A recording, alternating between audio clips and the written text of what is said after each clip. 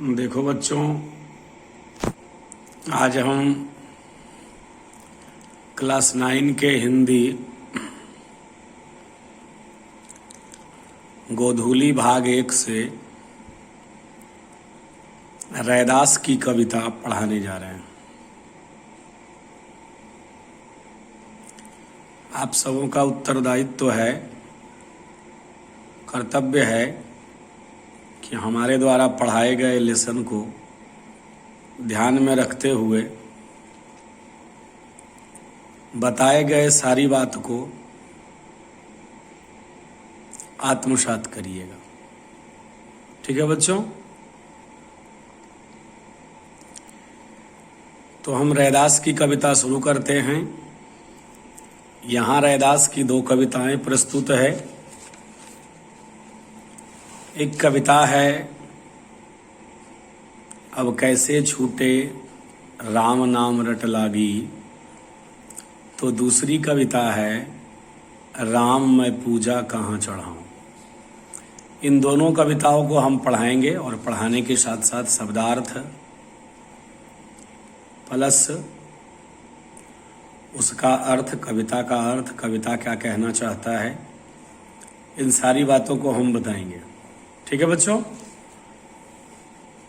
कविता शुरू करने से पहले आइए हम थोड़ा कवि परिचय जान लें।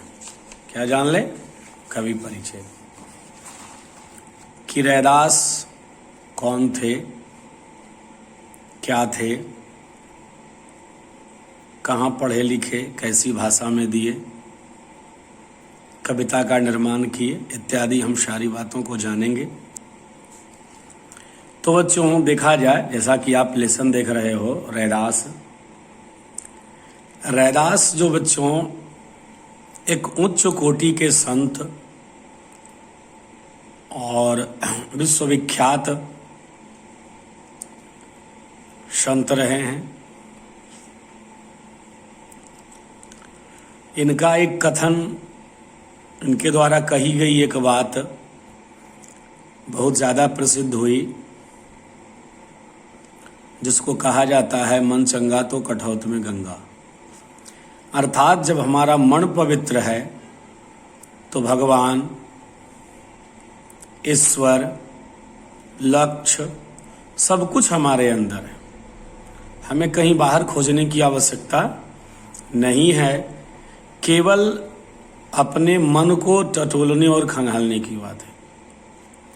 बच्चों, बिना समय को गवाए आइए हम रैदास का थोड़ा सा संक्षिप्त परिचय जान लें। किताब के अनुसार जो बातें लिखी गई है, रैदास नाम से विख्यात संत कवि रविदास का जन्म बनारस में हुआ। कहाँ हुआ? बनारस में 1388 ईस्वी में। और निर्वाण का मतलब बच्चों यहाँ होता है उनकी मृत्यु। बनारस में हुई सन 1518 में। ऐसा माना जाता है कि इनकी ख्याति यानी कि इनके यश, इनकी कविता, इनके क्रियाकलाप से प्रभावित होकर सिकंदर लोदी ने इन्हें दिल्ली आने का आमंत्रण भेजा था कि आप हमारे यहाँ आइए। मध्ययुगीन यानी कि मध्य समय में के साधकों में, संतों में, कवियों में रैदास का स्थान सर्वश्रेष्ठ माना जाता है। कबीर की तरह रैदास भी उच्च कोटि के संत और कवियों में गिने जाते हैं। जिस प्रकार कबीर मूर्ति पूजा, तीर्थ यात्रा जैसे दिखावों का खंडन किया, उनमें उनका कुछ विश्वास नहीं था, ठीक उसी प्रकार रैदास, संत कवि रैदास भी व्यक्ति की आंतरिक भावनाओं और आपसी भाईचारे को ही सच्चा धर्म मानते थे। ठीक है बच्चों? और यह होना भी चाहिए कि हमारी भावना, हमारे विचार ही हमें ईश्वर और लक्ष्य तक पहुंचा सकता है। और यही भावना अगर आपसी भाईचारे में बदल जाए तो इससे बड़ा धर्म कोई धरती पर होता नहीं है। क्योंकि कहा भी गया है, भगवान वेद व्यास के द्वारा कहा गया है, अष्टादश पुराणेषु व्यासस्य वचनम द्वयम प्रोपकाराय पुण्याय पापाय परपीडनम। 18 पुराण सारे वेद ग्रंथों को जब वेद व्यास लिख दिए तो उन्होंने केवल 2 ही वाणी दी, क्या कि परोपकार से बढ़कर, भाईचारे से बढ़कर धरती पर कोई धर्म नहीं है और दूसरे को पीड़ा देना, कष्ट देने से बड़ा कोई पाप नहीं है। अब हम बच्चों जानेंगे कि रैदास ने जो काव्य लिखा वो किस भाषा में लिखा, कैसा शब्द प्रयोग किया। बच्चों, रैदास अपनी काव्य रचनाओं में सरल व्यवहारिक ब्रजभाषा का प्रयोग करते हैं। ब्रजभाषा जहाँ कृष्ण की रंगमंच स्थली रह चुकी है, ब्रज वृंदावन, और इस भाषा में अवध देश की राजस्थानी और खड़ी बोली तथा उर्दू फारसी के शब्दों का मिश्रण किया है। अलंकार के दृष्टिकोण से अगर देखा जाए तो रैदास को उपमा यानी कि तुलनात्मक बोध और रूपक अलंकार ज़्यादा प्रिय रहा है। सीधे साधे पदों में कवि ने हृदय के भाव बड़ी सफाई से यहाँ प्रकट किए हैं। उनके मन में जो भी भाव था अपनी कविता के माध्यम से प्रकट करने का कोशिश किए हैं। इनका आत्मनिवेदन, दैन्य भाव और सहज भक्ति पाठक के हृदय को उद्वेलित यानी कि पाठक के हृदय को झकझोर कर वास्तविकता को जानने के लिए प्रेरित करती है। ठीक है बच्चों, रैदास के जो 40 पद हैं सिखों के पवित्र ग्रंथ, धर्म ग्रंथ, गुरु ग्रंथ साहब में भी शामिल किए गए हैं, सम्मिलित हैं, वहाँ पढ़े जा सकते हैं, देखे जा सकते हैं। अब हम आगे की ओर बढ़ते हैं और देखते हैं कि यहाँ रैदास के 2 पद यानी कि कविता लिए गए हैं। पहला जो पद है, प्रभु जी तुम चंदन हम पानी, इस कविता के अंतर्गत कवि भगवान को, अपने आराध्य को याद करते हुए, आराध्य की महत्ता को बताते हुए, अपने ईश्वर की महत्ता को बताते हुए उनसे अपनी तुलना करते हैं। अर्थात भक्त और भगवान की महत्ता को अपनी कविता के माध्यम से बताते हैं और कहते हैं कि हमारा प्रभु बाहर कहीं किसी मंदिर या मस्जिद में नहीं विराजता, बल्कि हमारा प्रभु जो है अपने अंदर हमारे हृदय रूपी मंदिर में विराजमान रहता है। यही नहीं, जो हमारा ईश्वर है सर्वव्यापी है, हर हाल में और हर समय ओमनी प्रेजेंट भी है, सभी जगह विराजमान है और श्रेष्ठ है और सर्वगुण संपन्न है। ईश्वरीय सत्ता से बड़ा धरती पर कोई सत्ता नहीं। इस कारण तो कवि रैदास अपने शिष्यों को, अपने भक्तों को, लोगों को उन जैसा बनने की प्रेरणा देते हैं, उनसे मिलती है।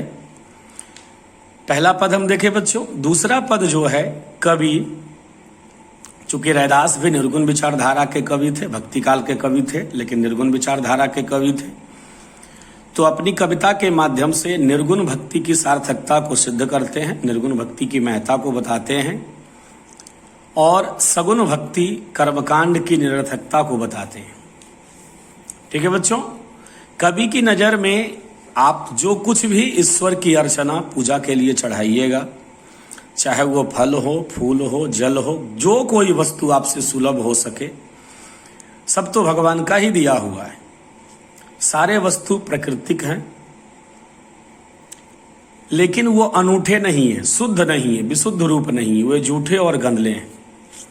इसलिए कवि यहाँ साफ बता देना चाहता है कि हमें पूजा अर्चना के कर्मकांड में ना पड़ना है, उसमें संलिप्त नहीं होना है और मन ही मन नवधा भक्ति, जैसे सबरी ने भगवान को चाहा, सुदामा ने भगवान को चाहा, मन ही मन उस ईश्वर की, उस परमेश्वर की,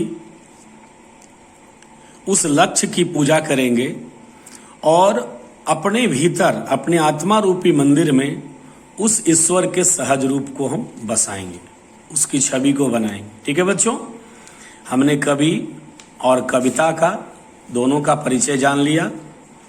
अब आइए हम कोशिश करते हैं कि कविता की प्रत्येक लाइन आप तक पहुंचाएंगे और उसके प्रत्येक लाइन का भावार्थ, जो भी अर्थ होगा, जो भी क्लिष्ट शब्द होंगे, उसे हम बताने की कोशिश करेंगे। ठीक है बच्चों, देखा जाए। पहली जो कविता है इसमें लिखा हुआ है, अब कैसे छूटे राम नाम रट लागे। देखा जाए बच्चों, यानी कि कवि को अपने आराध्य भगवान ईश्वर से इतना प्रेम हो गया, इतना प्रेम, नैसर्गिक प्रेम, इतना आध्यात्मिक भक्ति हो गई कि उनसे राम नाम रूपी रस, राम नाम रूपी अमृत, राम नाम रूपी सागर का गोता छूट ही नहीं रहा है। और अपनी कविता के माध्यम से कुछ बताने का प्रयास किए हैं। आइए हम सुनते हैं इस कविता के अंतर भक्त और भगवान की वैल्यू क्या है, भक्त और भगवान की महत्ता क्या है, प्रभु को श्रेष्ठ बताते हुए देखा जाए। कविता की पहली लाइन है, अब कैसे छूटे राम नाम रट लागे, यानी कि कवि कह रहे हैं कि अब हमसे राम नाम रूपी रट जो है, राम नाम रूपी रस जो है, कभी छूटने वाला नहीं है। क्यों नहीं है? क्योंकि अगर मेरे प्रभु जी तुम चंदन हम पानी, जाकी अंग अंग वास समानी। क्या कहते हैं कि अगर हमारे प्रभु चंदन हैं तो हम क्या हैं? पानी हैं। हम क्या हैं? पानी हैं। और चंदन की सार्थकता जब भगवान रूपी चंदन की सार्थकता तभी संभव है जब भक्त रूपी पानी हो, जब भक्त रूपी पानी हो। क्योंकि जब ये दोनों मिलेंगे तो अंग अंग जाकी अंग अंग वास समानी, प्रत्येक अंगों में वो वास देंगे, सुगंध देंगे, शीतलता प्रदान करेंगे। ठीक है, आगे हम देखने की कोशिश करेंगे। प्रभु जी तुम घन वन हम मोरा, प्रभु जी तुम घन वन हम मोरा, जैसे चितवत चंद चकोरा। अपने प्रभु को, आराध्य देव को घन बताते हैं, बादल बताते हैं, और अपने आप को मोर बताते हैं। क्यों बताते हैं? कि जिस प्रकार बादल जिस प्रकार मोर, मयूर, जंगल में रहने वाला मोर बादल को देखकर झूम उठता है, नृत्य विभोर कर उठता है, उसका मन प्रफुल्लित प्रसन्न हो जाता है। जब तक रैदास अपने भगवान को नहीं देख लेते एक बादल की भांति उमड़ते घुमड़ते हुए, तब तक उनका मन मोर की भांति भरता नहीं है ना। यानी कि अपने प्रभु को कह रहे हैं कि हे प्रभु, अगर तुम घन वन हो, घना जंगल हो, तो हम मोर हैं। आपकी शोभा हमसे है और हमारी शोभा आपसे है। दोनों एक दूसरे के अनुपूरक हैं। कैसे? जैसे चितवत चंद चकोरा। जब तक चांद चांदनी के साथ आसमान में नहीं निकलता, और जैसे ही निकलता है, जब तक चांद डूबता नहीं है, चकोर एक प्रकार का पक्षी होता है जो चंद्रमा की चांदनी और चंद्रमा को दीदार करना चाहता है, देखना चाहता है, उसे पाना चाहता है। अपलक, बिना पलक झुकाए चांद उस चकोर उस चांद को देखते रहता है। ठीक है ना, उससे प्रेरणा लेता है। अब रैदास कहते हैं कि प्रभु जी तुम दीपक हम बाती, कि हे प्रभु, अगर आप दीपक हो, अगर आप भगवान रूपी दीपक हो, तो उस दीपक की सार्थकता, उस दीपक की लो, उस दीपक से तभी प्रकाश आएगा जब हम बाती, यानी कि भक्त रूपी बाती होगी। और जब दीपक, भगवान रूपी दीपक और भक्त रूपी बाती का उसमें समावेश होगा, तो जाकी ज्योत बने बरे दिन राती, दोनों मिल करके अंधकार रूपी अज्ञानता को दूर करने का प्रयास करेंगे। दिन रात जल करके अज्ञान रूपी अंधकार को, अज्ञान रूपी मनोविकार को दूर करेंगे। कैसे? दिन रात जल करके। कब? जब भक्त रूपी भगवान रूपी दीपक हो और भक्त रूपी बाती हो, है ना। जाकी ज्योत बरे दिन राती, जरे दिन राती, दिन रात जल करके संसार को आलोकित और प्रकाशित करते रहे। ठीक है ना। अब आगे बताते हैं कि प्रभु जी तुम मोती हम धागा। हे प्रभु, अगर तुम मोती हो, हे प्रभु अगर तुम मोती हो, तो हम क्या हैं? धागा हैं। और मोती और धागा जब एक दूसरे के अनुपूरक हो जाते हैं, मिल जाते हैं, तभी वो माला मिलता है, और माला बनता है। माले की महत्ता, माला का महत्व मोती और धागा से है। ऐसे उस मोती की वैल्यू कम हो जाती है, अकेला होता है। हम जानते हैं समावायो ही दुर्जय, यूनिटी इज स्ट्रेंथ, एकता में बल है। तो जब तक भक्त रूपी एकता भगवान रूपी मोती में प्रवेश नहीं करता, तो वह एक पूर्ण माला या पूर्णता को प्राप्त नहीं करता है। कैसे? जैसे सोना ही मिलत सुहागा। सोने पे सुहागा मिलने के बाद लाभ ही लाभ, यानी कि अगर सोने में सुहागा मिला या मिल रहा है तो समझिए कि हमें चारों तरफ से लाभ ही लाभ है। वो लाभ कब होगा? जब भगवान रूपी मोती होंगे और भक्त रूपी धागा उसमें पिरोया जाएगा। ठीक है ना? अब आगे लोगों को सीख देते हैं कि प्रभु जी तुम स्वामी हम दासा। हे प्रभु, अगर आप स्वामी हो तो हम दास हैं। हे प्रभु, अगर तुम स्वामी हो तो हमारे जैसे दास हैं। है ना? ऐसी भक्ति करे रहे दासा कि अगर भगवान, अगर आराध्य देव ईश्वर हो और भक्त रैदास के जैसा हो तो भक्त को भगवान को खोजने की आवश्यकता नहीं। रैदास के जैसी भक्ति अगर होती है ना तो भगवान या गंगा मैया कठौती में ही आ जाते हैं, केवल श्रद्धा और चाहने से। है ना? तो रैदास कहते हैं कि तुम्हारे जैसा स्वामी हो और मुझ अकिंचन निरीह इच्छा रहित जैसा अगर दास हो, रैदास के जैसा, तो फिर भगवान हमारे हृदय रूपी मंदिर में ही विराजते हैं। ठीक है बच्चों, अब हम दूसरी कविता देखेंगे जिसमें सगुन, कर्मकांड, बाहरी दिखावा इत्यादि की मतलब कि इत्यादि की महत्ता को निरर्थक बताया गया है। क्या बताया गया है? देखो बच्चों, जो कुछ भी हम ईश्वर को चढ़ाते हैं तो उसमें पहला मंत्र क्या होता है? भगवान को गिराते हैं, त्वदीयं वस्तु गोविंद तुभ्यमेव समर्पयेत् गृहाण सम्मुखो भूत्वा प्रसीद परमेश्वर।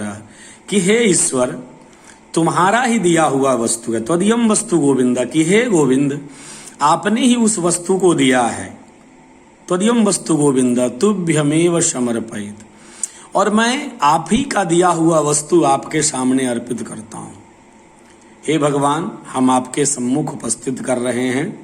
प्रसीद परमेश्वर, और हे गोविंद रूपी परमेश्वर, आप हमारे ऊपर प्रसन्न होइए। यही बात रैदास जी अपनी कविता के माध्यम से कहना चाहते हैं कि हमें निरर्थकता में नहीं पड़ना है, बाहरी पूजा, वेशभूषा, दिखावा, कर्मकांड इत्यादि के चक्कर में नहीं पड़ना है।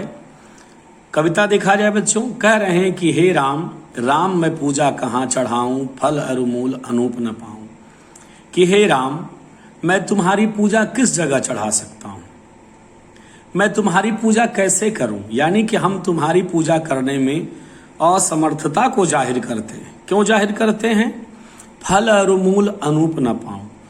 अगर हम तुम्हारी सेवा में फल, फूल, पुष्प, फल मूल लाना चाहते हैं तो वो अनूप नहीं है, अर्थात अनूठे नहीं हैं, विशुद्ध नहीं है, किसी ना किसी प्रकार से वो दूषित हैं, झूठे हैं, गंदले हैं। कवि ने उपमा देते हुए कहा कि थनहर दूध जो बछरू जुठारी, पुहुप भवर जल मीन बिगारी। कि अगर हम गौ का दूध आपकी सेवा में उपस्थित करना चाहते हैं, थनहर माने गौ, गौ माता, अगर हम गाय के दूध को आपकी सेवा में उपस्थित करना चाहते हैं तो वो दूध भी विशुद्ध नहीं है। क्यों विशुद्ध नहीं है? क्योंकि वह दूध सर्वप्रथम बछड़े का जूठा होता है, तभी वो भगवान पर चढ़ता है। जबकि हमारा भगवान, हमारा ईश्वर हर हाल में, हर काल में श्रेष्ठ और सर्वगुण संपन्न है। अगली लाइन देखिएगा, क्या कहते हैं? पुहुप भवरजल मीन बिगारी। पुहुप भवरजल मीन बिगारी। पुहुप माने फूल होता है बच्चों। क्या होता है? फूल होता है ना? तो अगर हम पुष्प को अर्पित करना चाहते हैं, चाहे वो किसी भी प्रकार का पुष्प हो, किसी भी वृक्ष का हो, तो पुहुप भवर, पौधे या पुष्प को भवरे बिगाड़ देता है, अशुद्ध कर देता है। और जल, चाहे वो गंगा का जल हो, यमुना का जल हो, कुआं का जल हो, कहीं का भी जल हो, मीन माने मछली, उसको दूषित कर देती है, उसको भी अनूठा नहीं छोड़ती है ना? अब भगवान कह रहे हैं मल्यागिरी वेदियो भुजंगा। मल्यागिरी वेदियो भुजंगा। अगर हम आपकी भगवान की सेवा में, भगवान के श्री चरणों में, भगवान के अंगों में अगर मल्यागिरी का चंदन हम चढ़ाना चाहते हैं तो वहां क्या देखते हैं? वेदियो भुजंगा। उस मल्यागिरी चंदन जो कि शीतलता का प्रतीक है, सुगंध का प्रतीक है, उस चंदन पे भुजंग यानी कि सर्प लिपटे होते हैं। तो कवि को यहाँ शंका हो जाता है, उसके मन में संशय होता है कि यहाँ भी अंधकार रूपी विष और प्रकाश रूपी अमृत एक ही साथ है, विष अमृत दो एके संगा। सो कवि को मन में संशय हो जाता है ना, कवि के मन में संशय हो जाता है। उसको भी चढ़ाने में, मल्यागिरी चंदन को भी चढ़ाने में समर्थ हो जाते हैं। तब कवि इन ताम झाम के चक्कर में पड़ना नहीं चाहता है और कहता है, सीख देता है हम सबों को, मन ही पूजा मन ही धूप मन ही सेऊं सहज स्वरूप। क्या कहता है? मन ही पूजा मन ही धूप मन ही सेऊं सहज स्वरूप। कि उस भगवान, उस परमेश्वर, उस सर्वशक्तिमान योगेश्वर कृष्ण की पूजा हो या राम की पूजा हो, मन ही पूजा, मन में, मन रूपी मंदिर में ही उस भगवान की पूजा करनी चाहिए। और मन रूपी यानी कि मानस पूजा से बढ़ करके, मानस रूपी धूप से बढ़ करके इस संसार में कोई पूजा है ही नहीं। जो कुछ भी आप मन में गढ़ कर अर्पित भगवान को करते हो, इससे बढ़कर संसार में, क्योंकि भगवान जो है भाव और श्रद्धे के भूखे, श्रद्धा के भूखे हैं, वो आपकी वस्तु के भूखे नहीं है। क्योंकि आप जो भी वस्तु भगवान को अर्पित करिएगा वो भगवान के द्वारा बनाया गया है, हमने नहीं बनाया। तो इन सब मन के सारे संशय मनोविकार को निकालने के लिए रैदास जी कहते हैं, मन ही पूजा मन ही धूप मन ही पूजा, मन रूपी मंदिर में हम भगवान की मूर्त बसाएंगे और मन से ही फल पुष्प धूप दीपादि नैवेद्य जो है हम अर्पित करें और उस भगवान की, ईश्वर की सर्वशक्तिमान सत्ता को मन में ही सुंदर छवि को धारण करें।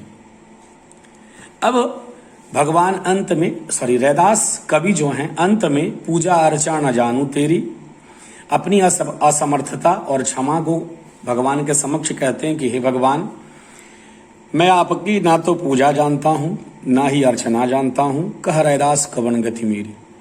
हमारी कौन सी गति होगी भगवान, वो आप पर ही निर्भर करती है ना ईश्वर। हे ईश्वर, ना तो मैं आपका पूजा जानता हूं, और सही बात है, अंत में आप कितना भी लाख पूजा कर लो, मंत्र से यंत्र से कितना भी कर्म कांड कर लो, अगर अंत में अगर आप क्षमा प्रार्थना भगवान से नहीं मांगे तो सारा पूजा क्या होता है, बेकार हो जाता है। तो रैदास ने क्षमा प्रार्थी के रूप में भगवान को कहा है, ईश्वर को कहा है कि हे ईश्वर, पूजा अर्चा न जानू तेरी, कह रैदास कवन गति मेरी। कि हे रैदास, मैं आपकी पूजा करने में ना तो मंत्र जानता हूं, ना यंत्र जानता हूं, ना भेद भाव, कुछ भी नहीं जानता हूं।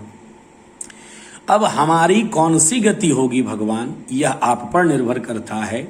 आप ही हमारी नैया को, भवरूपी नैया को, भवरूपी सागर से हमारी इस डोलती नैया को पार लगाओ। ठीक है बच्चों, हमने रैदास की कविता को पढ़ा दिया। अब आपका मन है, आप मन से इन सारे कविताओं को पढ़िए, समझने की कोशिश कीजिए।